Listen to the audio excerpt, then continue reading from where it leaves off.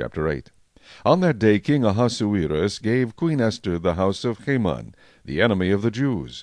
And Mordecai came before the king, for Esther had told how he was related to her. So the king took off his signet ring, which he had taken from Haman, and gave it to Mordecai.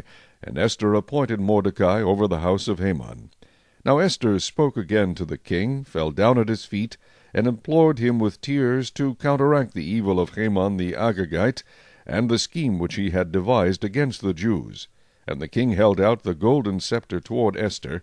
So Esther arose, and stood before the king, and said, If it pleases the king, and if I have found favor in his sight, and the thing seems right to the king, and I am pleasing in his eyes, let it be written to revoke the letters devised by Haman, the son of Hammedatha the Agagite, which he wrote to annihilate the Jews who are in all the king's provinces. For how can I endure to see the evil that will come to my people?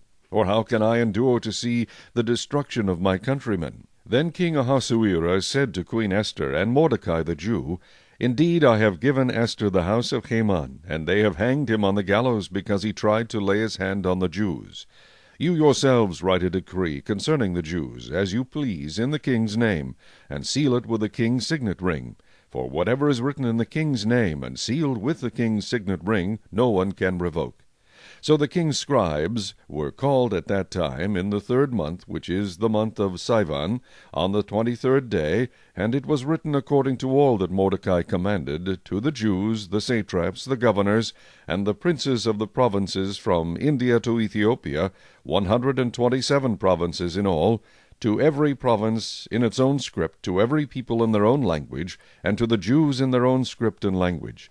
And he wrote in the name of King Ahasuerus, sealed it with the king's signet ring, and sent letters by couriers on horseback, riding on royal horses bred from swift steeds. By these letters the king permitted the Jews who were in every city to gather together and protect their lives, to destroy, kill, and annihilate all the forces of any people or province that would assault them, both little children and women, and to plunder their possessions. On one day in all the provinces of King Ahasuerus, on the 13th day of the 12th month, which is the month of Adar, a copy of the document was to be issued as a decree in every province, and published for all people, so that the Jews would be ready on that day to avenge themselves on their enemies. The couriers who rode on royal horses went out, hastened and pressed on by the king's command, and the decree was issued in Shushan the citadel. So Mordecai went out from the presence of the king in royal apparel of blue and white, with a great crown of gold, and a garment of fine linen and purple. And the city of Shushan rejoiced and was glad. The Jews had light and gladness, joy and honor.